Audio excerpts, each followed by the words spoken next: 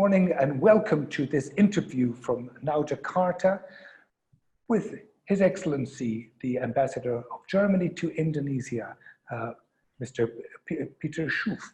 Good morning, Your Excellency, and welcome to this interview, which we're looking forward to sharing with as many people as possible about the way in which the relationship between Germany and Indonesia is progressing in these difficult times. In fact, let's just start there. First of all, how has the COVID-19 affected the relationship with between Germany and Indonesia? Has there been positive things happening, or have there been difficulties?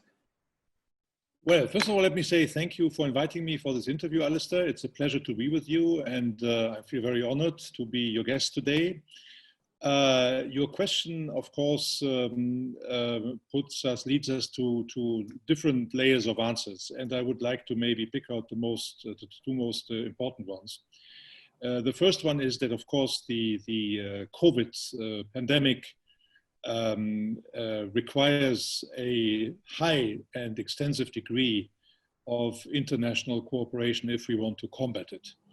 And the good thing is, to start with something very positive, is that our two countries, Indonesia and Germany, are both countries who have clearly committed to work together in the spirit of multilateralism to come to terms with this rather, in my life at least, rather new phenomenon.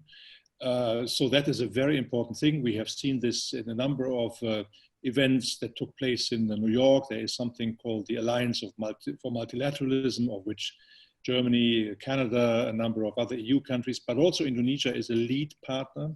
There is another grouping called the Ministerial Coordination Group on COVID, which is a small group led by Minister Maas, my foreign minister, Minister Ibu Retno, the foreign ministers of countries like Singapore, Brazil, Australia, and others, a good dozen, who are focusing on the question how to maintain and keep open supply chains in the medical supply field. So that is a very good thing. That is, I think, a mutual reassurance between Germany and Indonesia that we are really like-minded. We are in this difficult times, two countries who believe in multilateralism, who think it should be promoted.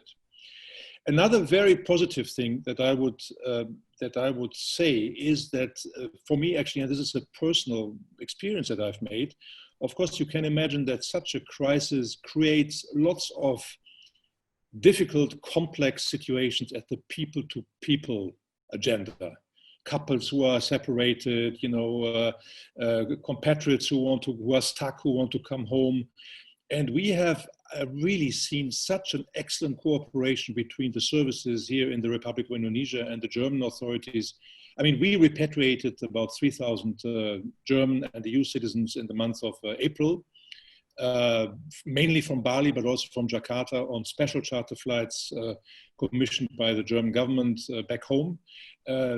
Indonesia chartered flights to bring back their seamen and women from the cruise ships and other vessels that were in the world, and Germany was kind of a hub in that operation. And I must really say I was so impressed by the level of solidarity and the comradeship, I would even say, between our two countries in that regard, and that has been a very positive experience. Of course, but we can talk about this later. There have been also more difficult parts because many things that we thought could take place couldn't take place, but I'm sure you'll come to that in a moment. So in this difficult time, great cooperation, which is wonderful to hear. Has the German government been able to help Indonesia as well? I mean, with the experience that you have had and the way in which you've dealt with the crisis, has there been medical assistance or economic assistance in any way which has helped Indonesia?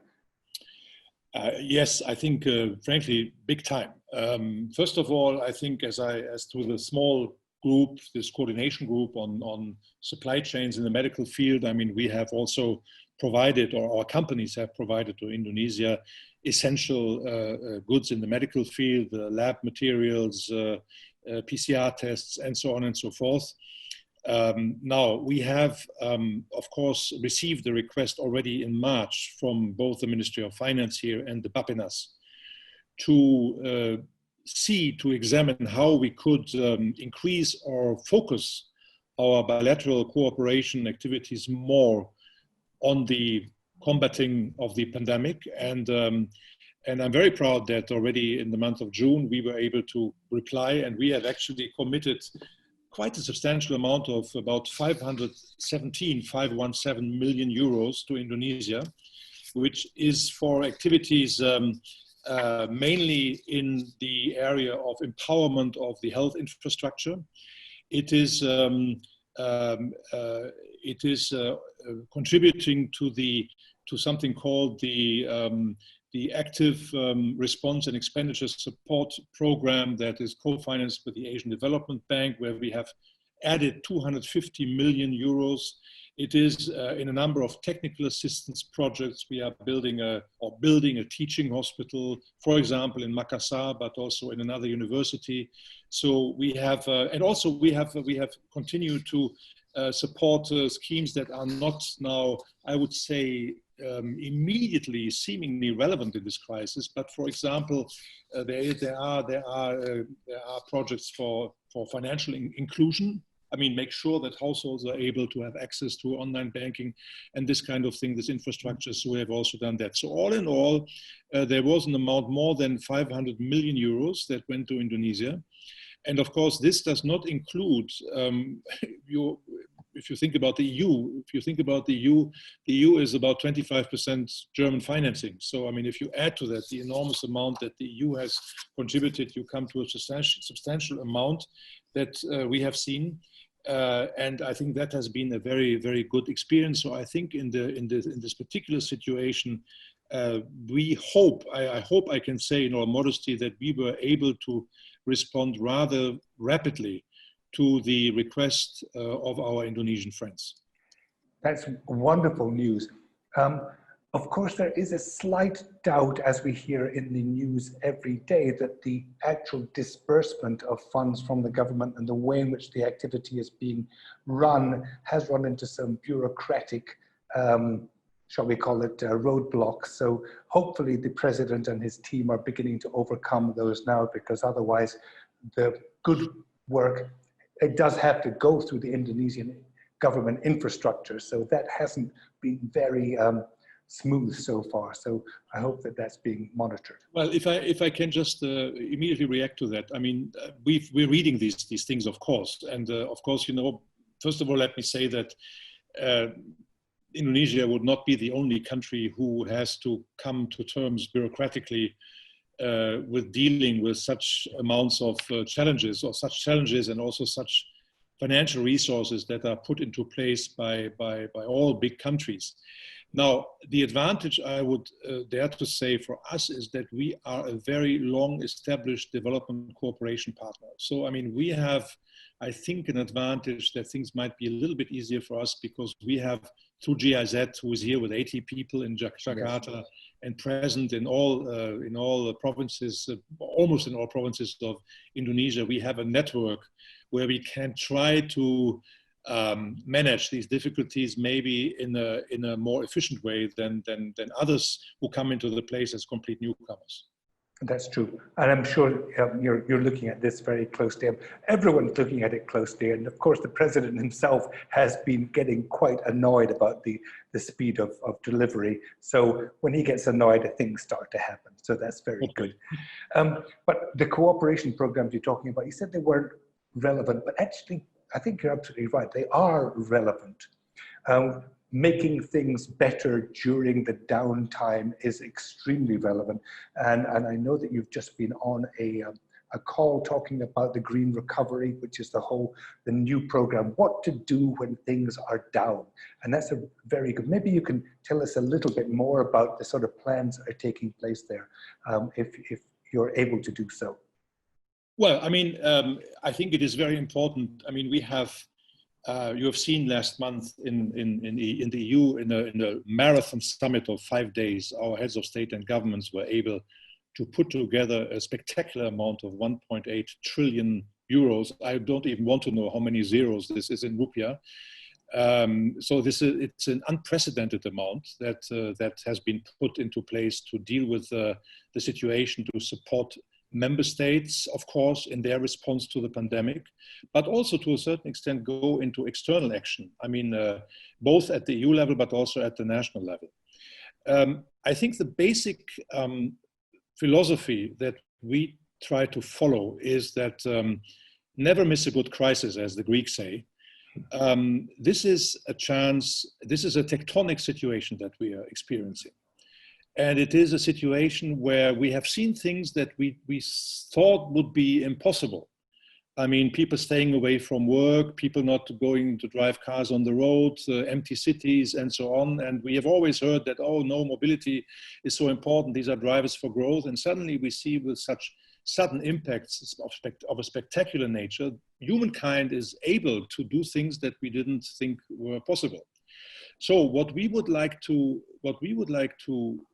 do is to use this turnaround that all of us have to now embark on as an opportunity to really advance important elements of a green agenda, which is to think about new concepts of mobility, to think about all the possibilities that the digital world is offering to us, which we have now. I mean, we were just, before our interview started, we are both reassuring each other of us being of a certain age, you know, and there are things that we have to learn now, sometimes the hard way compared to our younger colleagues. But there are so many opportunities. And I think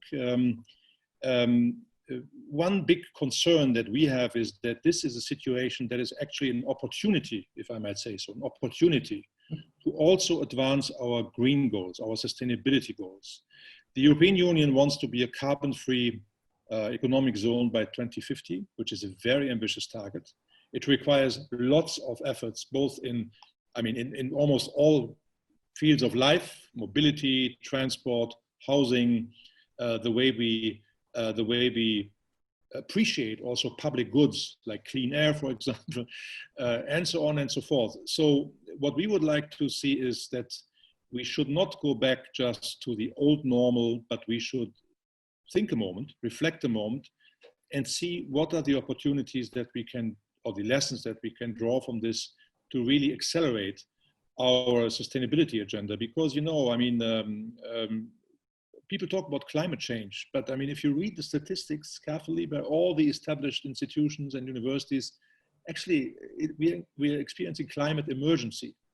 And in this situation, I think we have the unique chance where many of our routine systems, bureaucratic systems, policy guidelines have been put to a certain extent into question, that we can try to be a little bit more bold. And for this to do, we need to do two things. We need to win the hearts and minds of our public, of our societies. And the second thing is, we can only do it together. I mean, you know, we have tried to explain to our partners around the world that in the EU, if we look back at the year 1990 until now, we have seen a growth around of 60%. We have at the same time reduced greenhouse gas emissions by 23%. Now, we are proud of that, but of course, this is not at all the level of ambition that we would need to become a carbon-free zone. But the more important figure is another one, that is that the EU alone is only accounting for 8% of greenhouse gas emissions. So that brings me to the second thought, that in order to advance these agendas, we need this broad coalition at the global level. And especially all the more as we see that we are seeing partners at the global level who have a different agenda, who are, let me be for a moment, non-diplomatic, or maybe in a state of denial.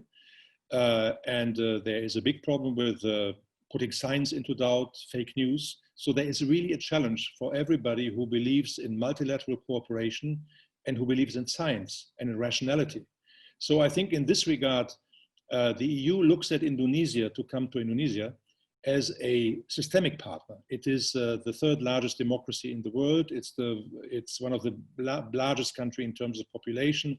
It is a country with a systemic natural habitat, with a systemic area of rainforest and carbon storage. So it is a country with incredible biodiversity. So that is why, for us, Indonesia is a partner. It is not a recipient of development assistance or something like that only, but more important, it's a partner with whom together we would like to advance this agenda at the global level.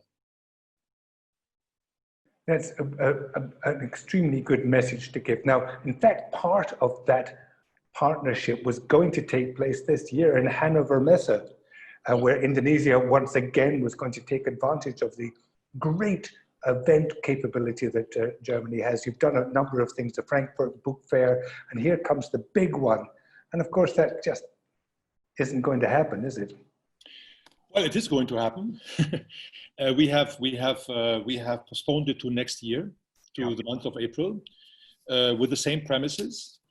But of course, we are already seeing from our business community and also from our two governments that, of course, in comparison to the concept for 2020, which was basically, let's say, an Industry 4.0 program, where we wanted to use Hannover Fair and the partner country status of Indonesia as an accelerator for Indonesia to advance its Industry 4.0 technology base here.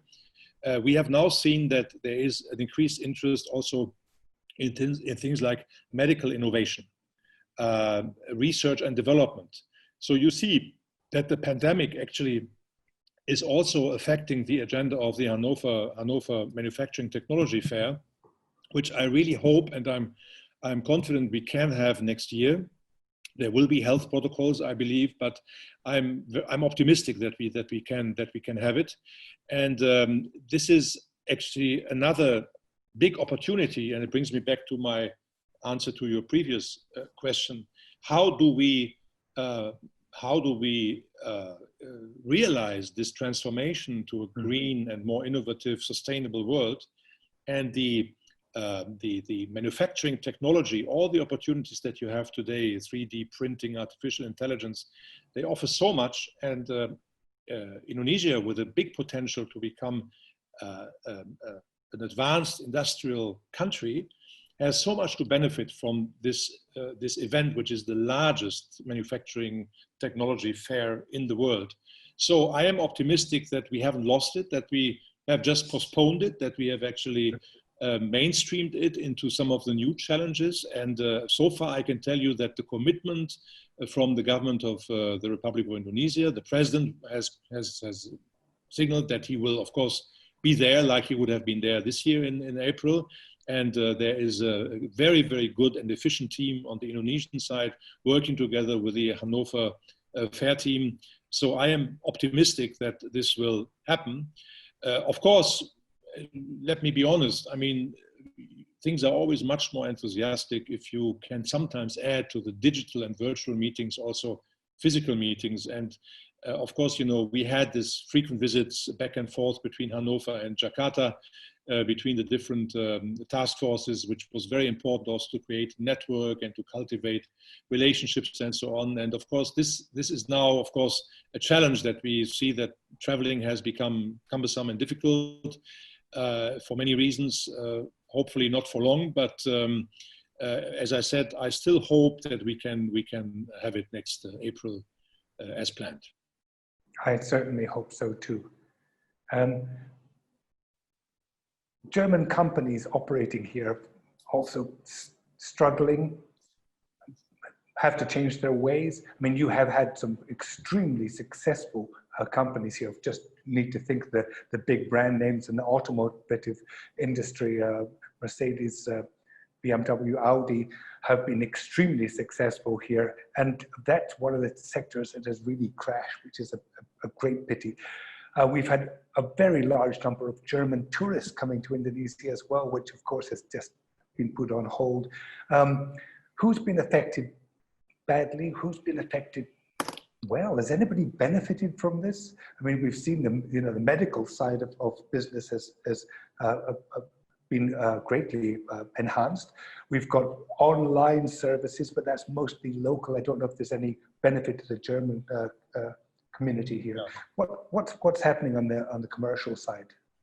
Well, I mean that, of course, as you said, we have a well-established presence here of our business community with more than 300 German companies who have been here for a long time, who are working in established fields, mainly in the industry, in different areas, and of course, you know, it would be.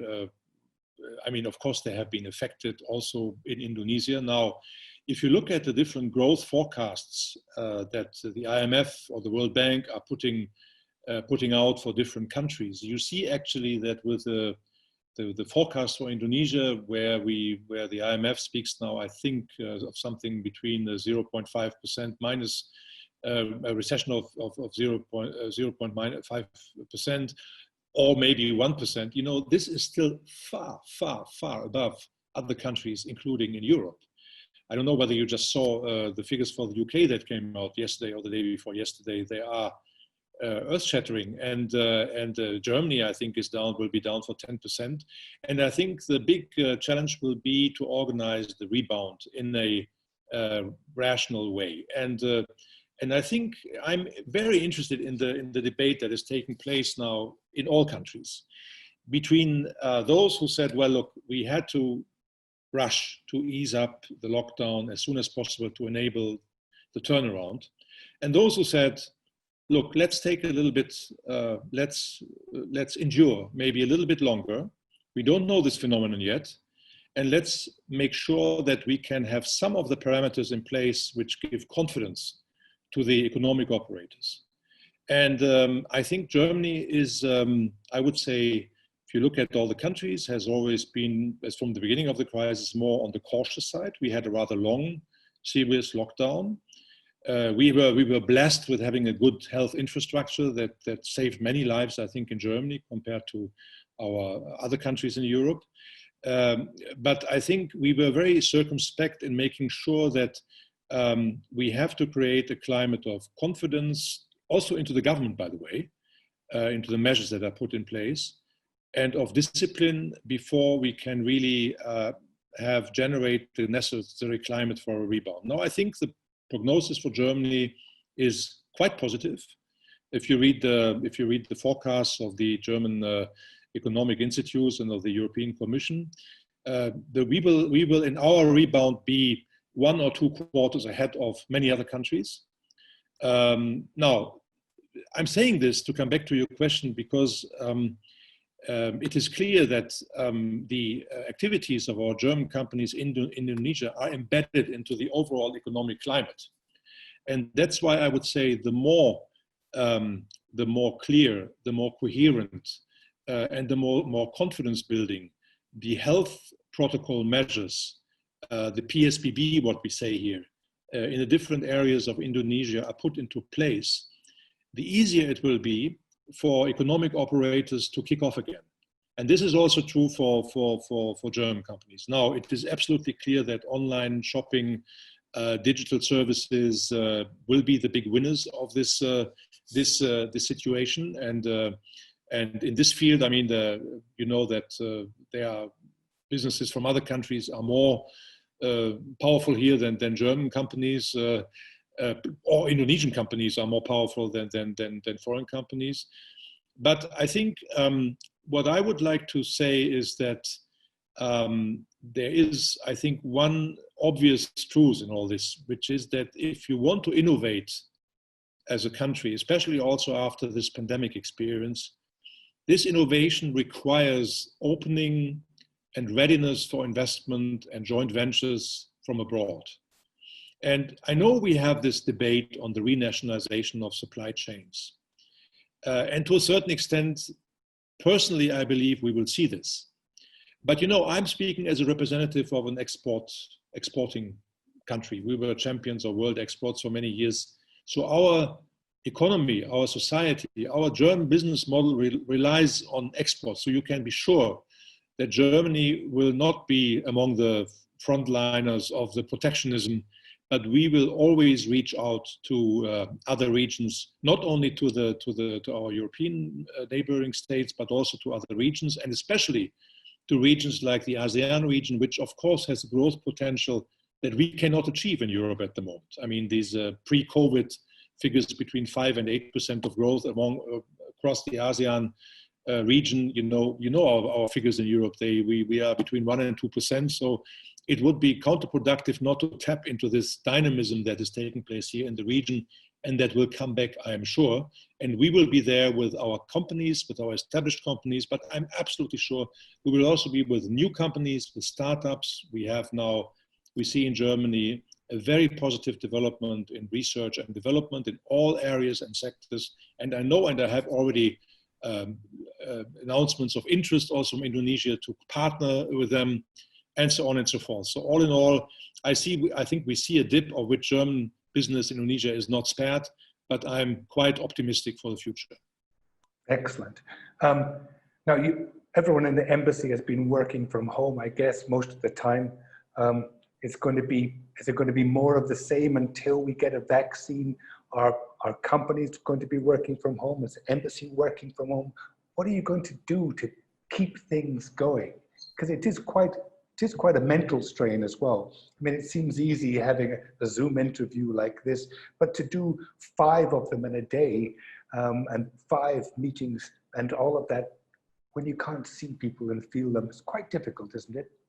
Yeah, I think it's a very personal thing. I mean, I know colleagues who are very much at ease with this digital living, and they find it okay.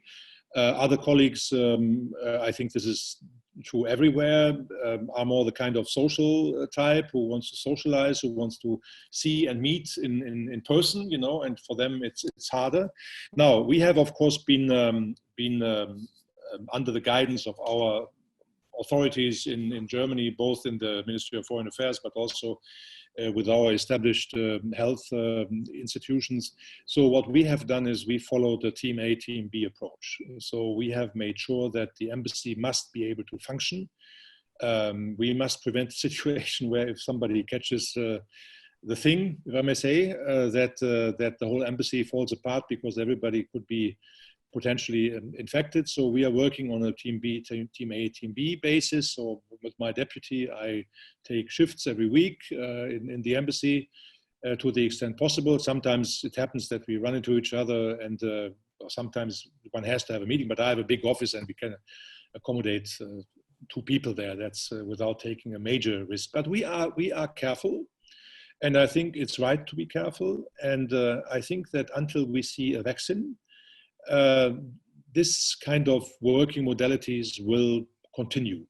Fortunately, I must say that in March, when the presence of the COVID virus was also confirmed in Indonesia, we had you saw in the diplomatic community a number of embassies who followed very different solutions. There were some who packed everything and left 2 people here and went home. Others who stayed throughout. We were kind of middle of the road, as it's typical for us Germans. So we had a voluntary scheme for people to pay for a paid departure and a paid, I would say, not leave, because they were caught then in Germany by our ministry officials and they had to work in Germany. No, but I mean, seriously, of course, there are colleagues who have health risks, that you want to make sure in the preventive spirit that they are safe. At some point back in March, there was a bit of a panic in the expat community about flights. More and more companies were thinning out their flights. So in the meantime, we know that there have been these 2 or 3 airlines who have always been in operation throughout, and actually many came back now. But there was a time when there was a reason to review our way of working, and we have also been reduced as an embassy quite a bit in the months of let's say late March until beginning of May.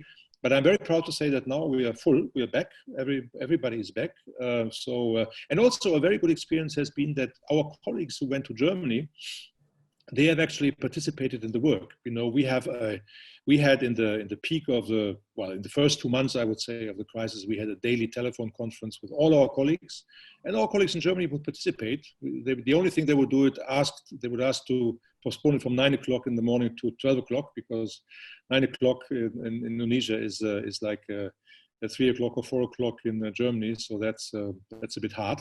Yes, so we've done this, but it was amazing to see how much can be done from home office, even from Germany, and to read papers, to draft analysis, to draft memos, to be in contact with our Indonesian colleagues by phone, by Zoom, by video. It was amazing to see how much can happen in this regard. But I mean, let me sum up. We are extremely happy. And I would be extremely happy if we would be back in a situation where we could also be back in the office, present, work in an analog way. That would be my preferred option, of course. Well, of course, two of my favorite events are not going to take place as well. The German Unification Cup and golf, and the German National Day, which is normally in the Kempinski Ballroom, which is a great celebration.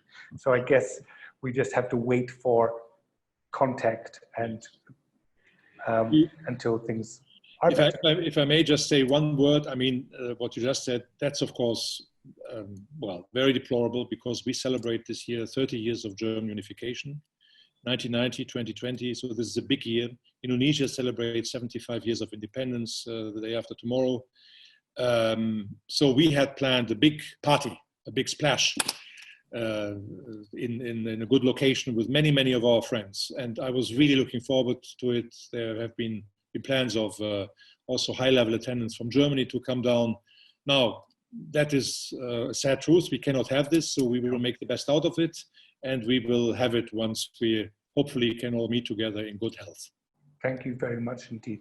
That's been a really revealing interview today. I think you've led us through some really important points, Your Excellency. We really enjoyed it. We're going to spread this as far through the digital world as we can, but now Jakarta is returning with a print issue. We're obviously a little bit more limited circulation, but we'll be out there in September and October and are ready to make sure that everybody sees what this cooperation between Indonesia and Germany means. Continuing, strong, happy, and good, to a limited extent, of course, in these difficult times. But we, on behalf of Now Jakarta, we thank you very much for your time today and for all of your supporting staff that have given us such a great interview. And very good luck in all the plans for the future. Thank you very much for having me, and good health. Stay healthy to you and to your colleagues. And I'm looking forward to meet again in person, hopefully soon.